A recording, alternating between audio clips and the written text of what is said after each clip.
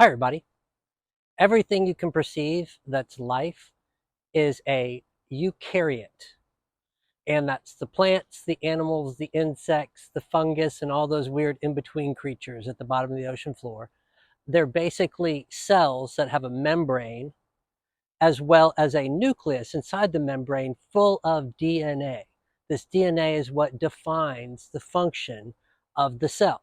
So, in any particular eukaryote cell, you can cut open the nucleus, look at its DNA, and say, oh, that's the toenail of an elephant, or oh, that's the root of an azalea, or something of that nature. You can identify what it is by its DNA. That's how we define it.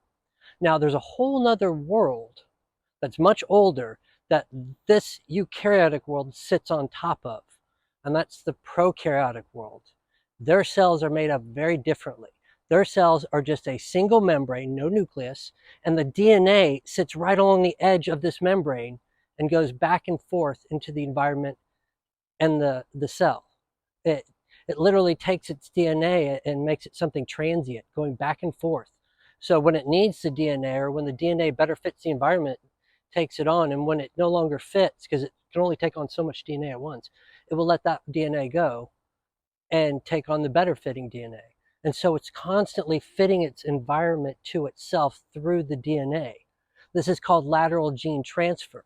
And it makes the bacteria and the archaea the two components of this world because they have different membranes. Remember, we define things through DNA, and their DNA is so transient that in these cases, there's two different types of membranes that we find in this world. So that's how we define them, is archaea and bacteria.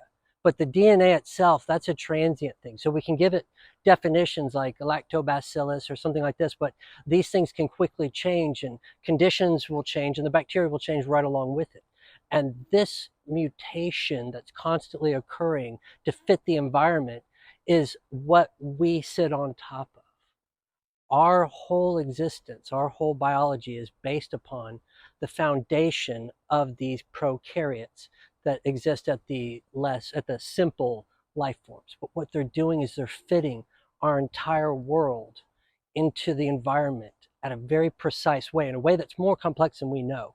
DNA is this entire code that they're using that's very complex, and they're fitting our environment into us and us into our environment.